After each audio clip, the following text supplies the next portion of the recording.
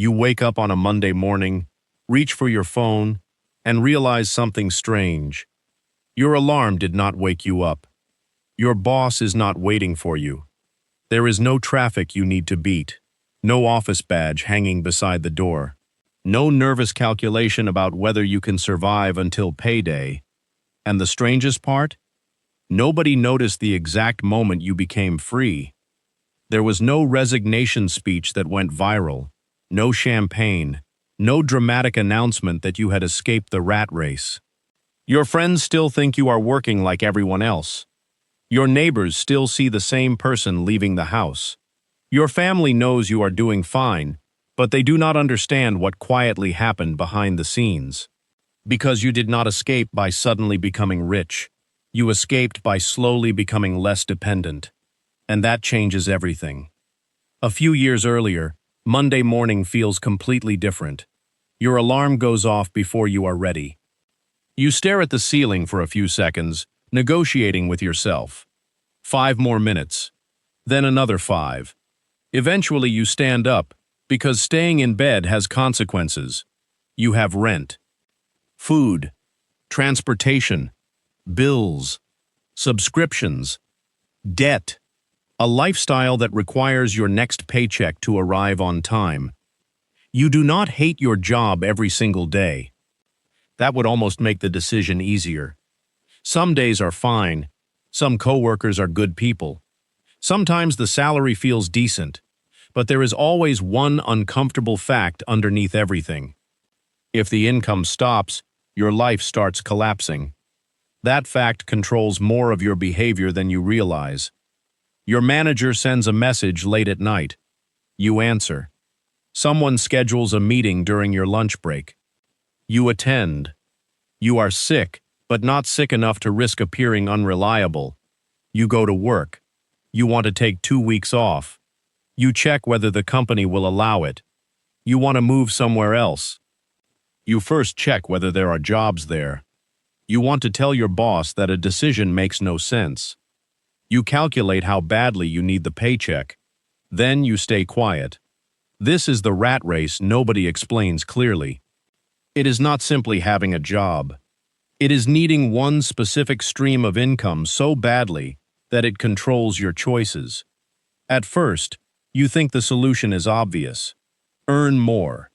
So you work harder. You take extra responsibilities. You chase promotions. You learn new skills. You change companies. Eventually, your salary rises. And for a moment, you feel like you are winning. So you reward yourself. You move into a better apartment. You upgrade your phone. Your old car suddenly feels embarrassing. You finance a newer one. You discover restaurants you previously considered too expensive. Your clothes improve. Your subscriptions multiply. Your income rises. Your life rises with it. And somehow, despite earning far more than before, Monday morning still owns you. Actually, it owns you even more. Now the apartment costs more. The car payment is larger. Your lifestyle has become expensive to maintain. You cannot easily accept a lower-paying job. You cannot take several months off. You cannot simply walk away. You upgraded your income, but you also upgraded the cage. That realization hits you quietly. You are sitting inside your car one evening after work. The engine is off. You are too tired to go upstairs. Your paycheck is bigger than it was 3 years ago. Your lifestyle looks better, but you still feel trapped. You look at the car around you. You wanted this. And suddenly you understand something. The goal cannot simply be making more money. The goal has to be needing less of your next paycheck. That sentence changes the direction of your life. You stop asking how quickly you can look successful. You begin asking how quickly you can become difficult to control.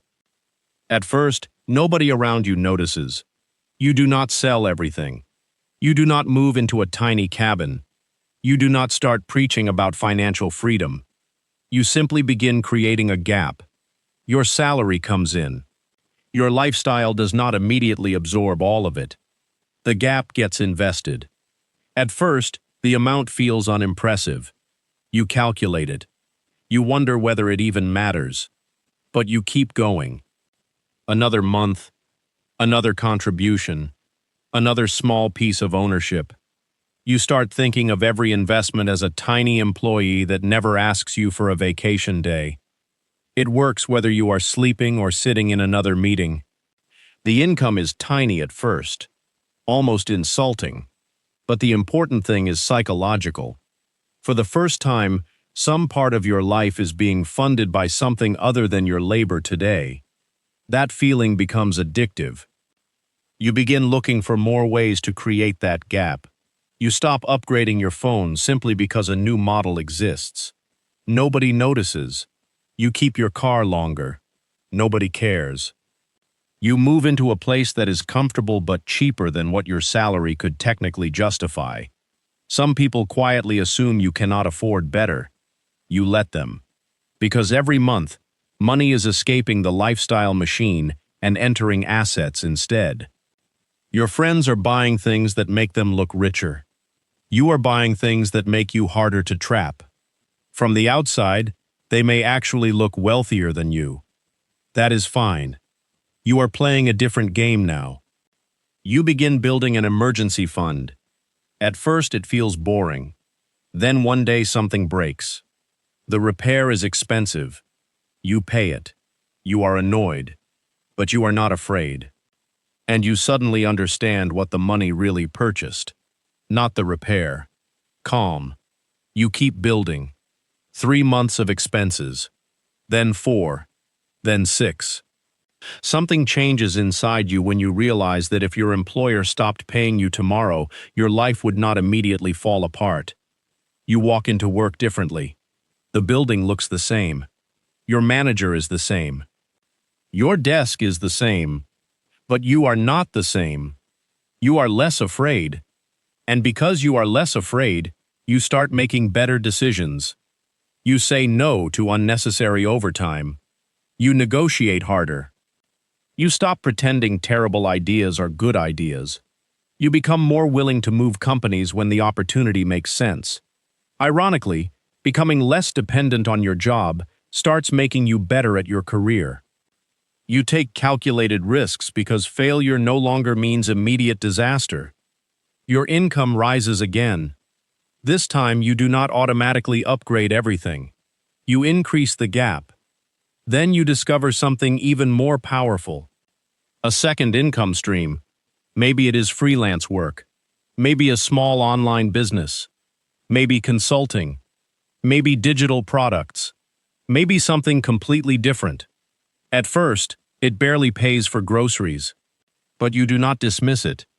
Because you are no longer asking whether it can replace your salary today. You ask what it could become in 5 years. You protect it. You improve it. You make mistakes. Some months are disappointing. Other months surprise you. Eventually, the second income covers one bill, then another. You look at your monthly expenses differently now. Rent, utilities, food, transport, insurance. One by one, you imagine alternative income paying them. Your job is still your largest income source, but its monopoly is weakening. That word becomes important. Monopoly. For years, one employer held a monopoly over your financial survival. Now it does not. You still work, but you are building competitors. Your investments, your side income, your cash reserves, your skills. Every one of them takes a little power away from the paycheck. This is the part nobody sees. Your coworkers still think you are simply another employee. You sit in the same meetings. You complain about the same office coffee. You laugh at the same jokes. But quietly, every month, the distance between you and desperation gets wider. If this kind of freedom matters to you, subscribe. Most people spend years increasing their income without ever decreasing their dependence. You continue. You stop measuring financial progress by salary alone. A promotion feels good, but a lower monthly expense can also feel like a raise. An investment dividend feels tiny, but it represents money arriving without your boss approving it. A side business payment feels different from your paycheck. It proves somebody other than your employer is willing to pay for your value. Slowly, your identity changes. You stop saying, even inside your own mind, I am my job. You have a job. That is different. Your employer becomes one customer for your time, a very important customer, but no longer the owner of your future. Then something unexpected happens. Your job becomes easier to tolerate. Not because the company changed, because the psychological pressure changed. A bad meeting is just a bad meeting. It no longer feels like a threat to your entire life. A difficult manager is just a difficult person. They are no longer standing between you and financial ruin. You stop taking everything personally. You begin noticing something else. People who seem powerful at work often have very little power outside it. The executive with the impressive title may have an enormous mortgage. The manager who controls your schedule may be terrified of losing their own salary. The colleague driving the most expensive car may be one missed paycheck away from financial panic. You stop confusing position with freedom. You stop confusing income with independence. You stop confusing looking successful with having options. Your definition of wealth becomes brutally simple. How long can you live without doing something you hate for money? At the beginning, the answer might have been 2 weeks, then 1 month, then 3, then 6, eventually maybe a year. Each increase changes how you move through the world.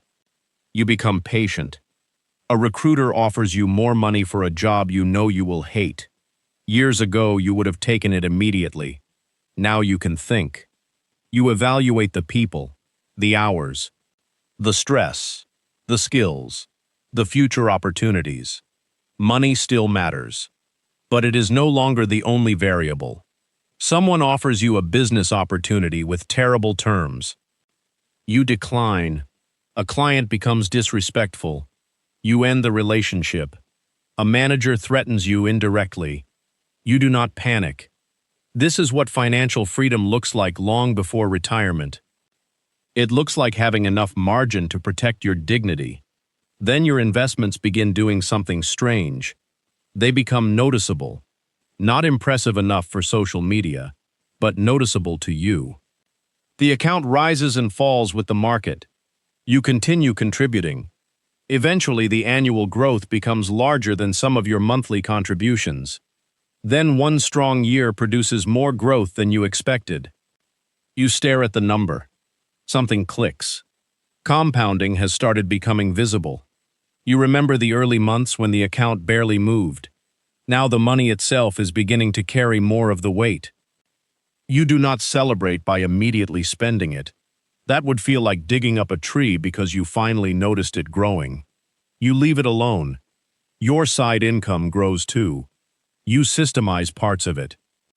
Tasks that once required your full attention become automated or delegated. For the first time, you take a day off and still make money. It feels almost wrong. You were trained to connect money with hours. Work 1 hour. Get paid for 1 hour. Do not work. Do not get paid. Now money arrives while you are doing something else. You begin understanding leverage. Not internet motivational leverage. Real leverage. Systems. Assets. Technology. Other people's skills. Capital. Things that allow 1 hour of effort to produce more than 1 hour of results. You become obsessed with reducing how much of your income requires your immediate presence. Your salary still requires you. Your investments do not. Your automated business processes need you sometimes, but not every second. Your cash reserve needs nothing. Your skills need maintenance, but they can move between employers and industries. You are building a financial life that does not have one obvious point of failure. Years pass. Not dramatically. That is the strange part. There is no cinematic montage while you are living it. There are ordinary Tuesdays, paychecks, Automatic transfers, mistakes, market drops, unexpected bills, boring months, small wins. You almost do not notice the transformation yourself, until one day your manager says something that would have terrified the old version of you. Maybe budgets are being cut. Maybe restructuring is coming. Maybe jobs are at risk. You look around the room. People become tense. Someone immediately starts calculating their mortgage. Someone whispers about school fees. Another person begins updating their resume under the table. You feel concern, but not fear. You go home, open your accounts, do the math, and realize something. If the job disappears, you will be okay. Not forever, but long enough. Long enough to think. Long enough to search properly. Long enough to reject terrible offers. Long enough to build. That night, freedom becomes real. Your paycheck has finally lost its ability to terrify you. You still show up the next morning. Nobody knows what happened. You look exactly the same.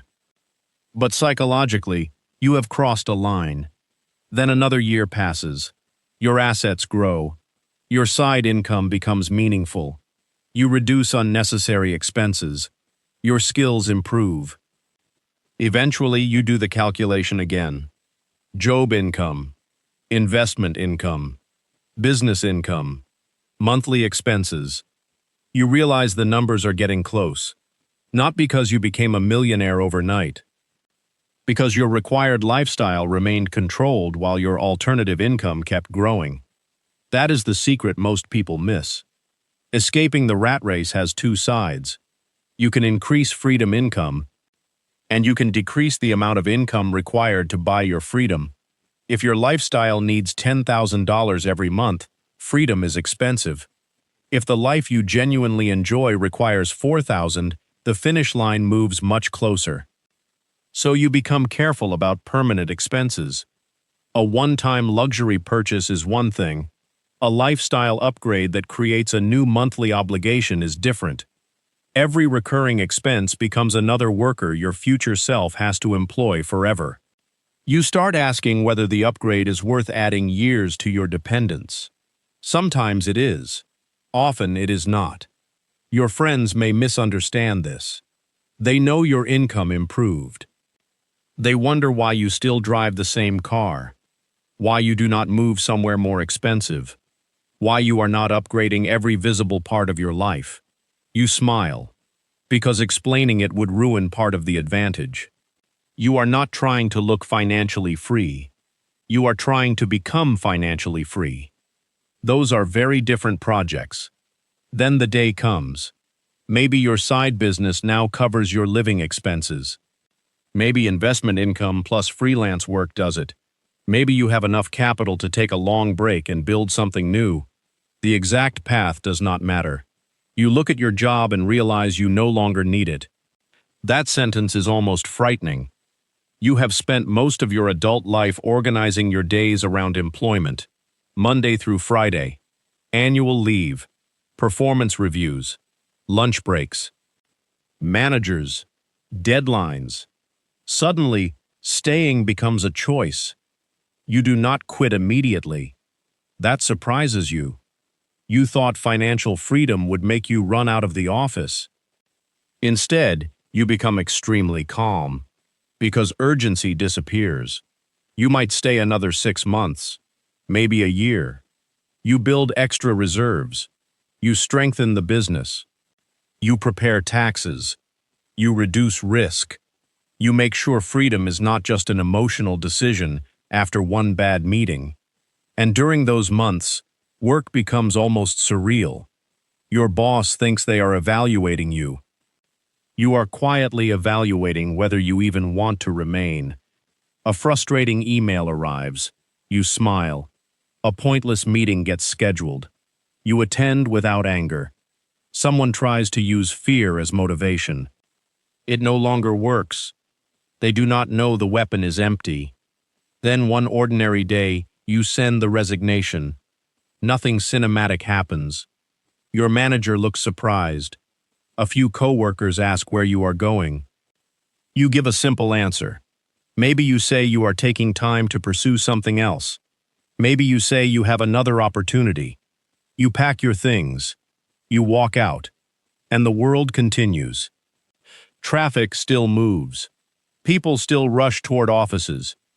Your former coworkers return to their desks. Your phone does not suddenly explode with congratulations. Nobody understands what actually happened. They think you changed jobs, or took a break, or became self-employed. But you know, for the first time in your adult life, tomorrow morning belongs to you. The next Monday arrives. You wake naturally. For a second, your brain expects panic. Then you remember. There is nowhere you are required to be. You make coffee. The morning feels strangely quiet. This is what you spent years building. And somehow it does not feel like the dramatic freedom you imagined. It feels normal. That might be the greatest luxury of all. Freedom becomes ordinary. You still work, probably more than people expect. But the relationship changes. You work because the project matters, because you want the income, because you are building something. Not because missing one paycheck will destroy your life.